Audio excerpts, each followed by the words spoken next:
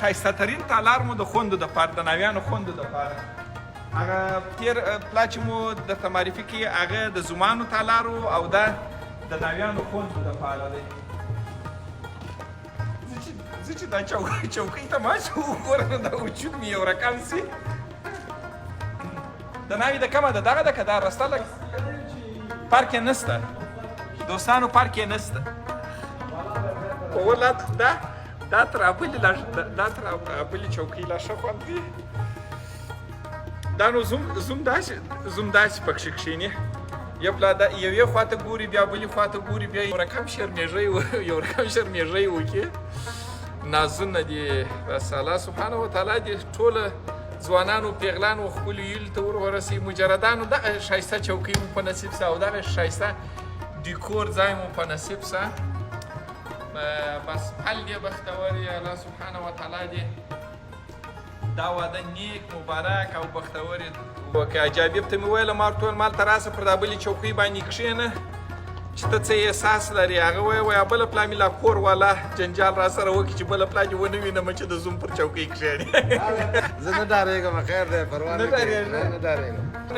بیخي یو عجب و غریبه چوکۍ ده چې اتیا کلن سپین ږیری پر دې چوکۍ کښېني د زوموالي احساس کوي لکه زوم چې زه اتیا کلن یم.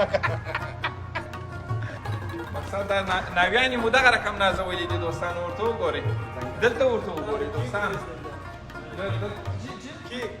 دا د کیک دی، دا د کیک میز دی. دوستان تاسو ورته وګورئ دا ښایسته دا بل دا دغه کې ورته وګورئ څومره ښایسته ډیکور کړی.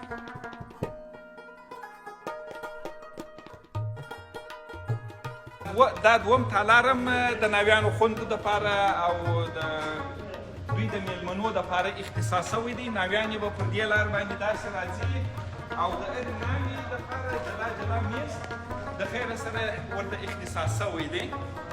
دې تالار سټیج دی، اول سټیج پر ښایسته و، اول سټیج پر ښایسته و. ډېره شوخه چوکۍ ده دوستانو چې مجردانو الله سبحانه وتعالی مو دغه ښایسته چوکۍ په نصیب کړه. خدای پاک مو خپلو هیلو ته ورسوه.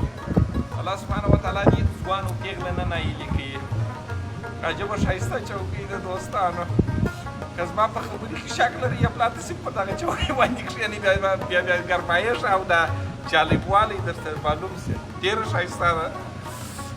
دا هم د دوم تالار د ناویانو دوم تالار دی دوستانو. او دریم تالار تر اوسه پرې نه دی جوړ شوی. درې تالار مو یوازې د ناویانو دپاره ډیکور کړي دي د خیره سره. خدای پاک دې نیک مبارک او بختور کړي.